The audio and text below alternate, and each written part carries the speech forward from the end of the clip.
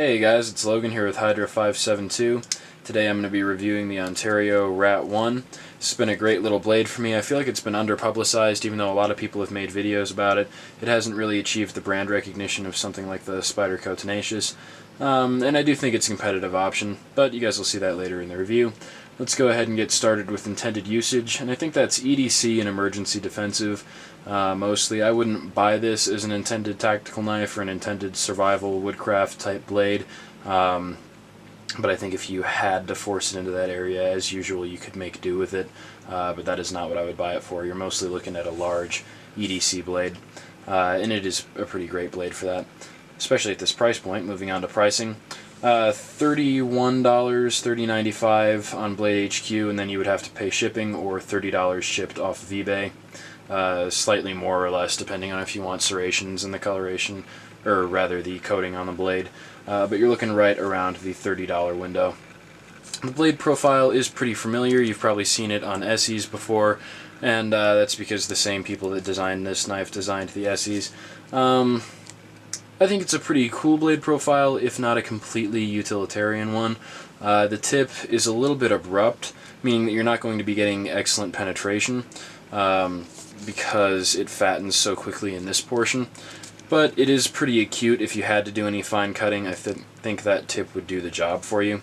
Also, because of that acute curve there at the end, you don't have a whole lot of belly. There, you guys can see that. I think you've probably got enough for an EDC blade, but you're not just abounding in it, and that's sort of a bummer. I think this blade profile makes a lot more sense on a fixed blade. The steel is AUS 8. The retention in the cardboard cut tests, I'll throw in some footage. It was cutting pretty well, and it held its edge relatively well. I wrote decent good at the time. The sharpening was pretty easy to get it back to a hair shaving edge. Moving on to grind. Oh, it's a full flat grind, and that's pretty good. It aids you in a lot of cutting tasks, makes it easier, and so yeah, past there. The only thing that sucks is if you have an Edge Pro Apex, or if you've got a Wicked Edge like I've got. Most knife systems where you have to clamp the knife, it's easier if there's a little section of flat, even if that makes it a little bit harder to cut with. Which, especially if it's just a little section up top, it wouldn't. Then sharpening on a clamp-involved system is much easier, although it is possible in every system that I've seen and used to do a full flat ground knife. Moving on to deployment, you got your thumb studs. I would be able to not do it on camera. And you got your rotational flick openings, and there's no way I'm going to be able to do that from behind the tripod. And those are really your only two options. As always, even on an EDC blade, I would love to see a wave. I just think that's pretty optimal. I know that not everyone wants to license that, and maybe not everyone wants to invent their way around it like Cold Steel did with the thumb disc, but it would be nice to see. Still, pretty quick deployment with the thumb studs, so no real complaints there. Liner, we have a jimped liner lock. That's what I like to see. I'd prefer to have jimping there on the liner. It does get pretty thin, as it was pointed out to me by, I believe, Bikes and Blades in a comment on my testing video.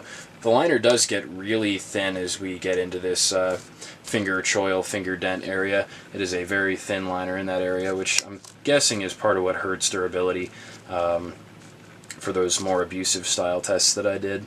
Play, well, before the testing, it did have just a little bit both ways. As you guys know, I'm a snob on play, so no worries about it closing up in your hand, anything like that, but there was detectable play.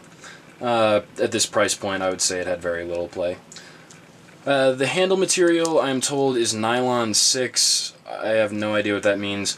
I do know that it has little to no texture. Doesn't feel cheap, but it's just not providing you much texture. Any retention that you're getting on this blade is coming from the handle design, maybe from the jimping on the spine, and from that big finger choil for your pointer finger. So nylon 6, I'm guessing it's some sort of reinforced nylon, so plastic. The liners are steel, decent thickness. They're an unspecified steel. Stylistically, I think they look great. Got that open flow-through design, as was again pointed out to me by, I believe, Bikes and Blades again. If you guys haven't checked him out, you need to go check him out. He's got great videos talking about this knife and other blades. And so Unique to the RAT1 pretty much, these barrel spacers are all interchangeable. So if you damage this front barrel spacer that is the blade stop, then you can just switch out another one, and it might add some considerable longevity to your knife depending on where you're accumulating your wear. The ergonomics are pretty decent. It's a comfortable knife, especially, and this is a weird thing to say, but it's a comfortable knife especially if you're not thinking about how you're gripping it. If you're trying to perform a perfect saber grip, it gets less comfortable, but if you just let your hand go around it naturally, it is pretty comfortable. I've got decent sized hands, I would say normal, average, and it fits my hand pretty well. We've got that nice choil, like I talked about, whether you want to call it a finger groove or a choil. And the coffin style handles are simple, and really I like them. I've talked about that a little bit before. Jimping, no real complaints. Could have been extended a little bit further, and it could be a little bit more aggressive. I don't know if maybe it bites a little bit more on the non-coated version. I've seen that on different blades before, but it doesn't really lock in. And it could stand to just have a little bit rougher of an edge. We're definitely not in any danger of hurting our fingers, so we could go for a little bit sharper jimping. The clip is 4-way reversible. Got your holes there. And it's a pretty decent clip. I like that Randall's Adventure and Training logo. Yeah, it works. Nothing weird going on there. Presentation is pretty good. Came in sharp. I like the logo. I think it's a pretty good looking blade, especially at this price point. The quality, the hardware is fine. The coating is not durable at all. That coating that you guys see that's off is just off from a little bit of cardboard cutting. So not a very durable coating, more Teflon-like, like we've seen on some cold steels, and it will come off if you're doing hard cutting. Honestly, I like the way it looks. I just wish, you know, if I'm buying a black blade, I kind of want the blade to stay black. I would prefer a more fine finish that stays on there. But that's nitpicky.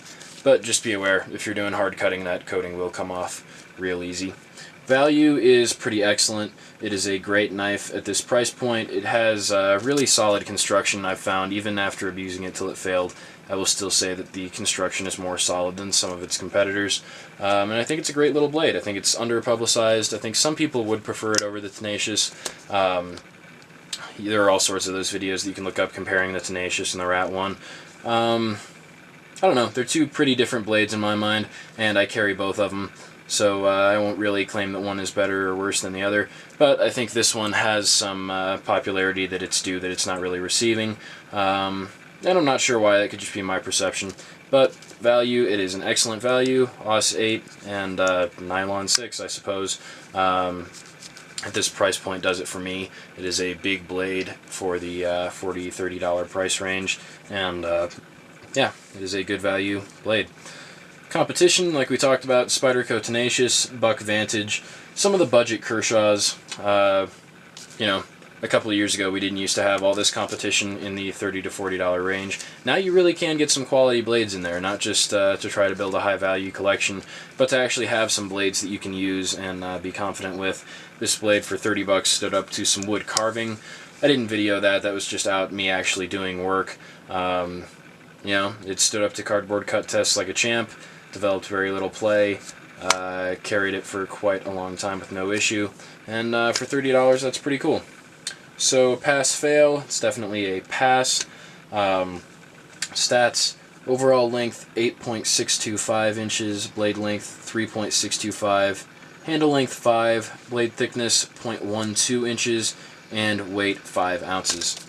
Overall not a very heavy blade. Very comfortable in hand, very high quality for the price point. If you are needing a work knife for 30 bucks, the Ontario RAT1 makes a lot of sense. Thank you guys for watching. Stay tuned for more of the same.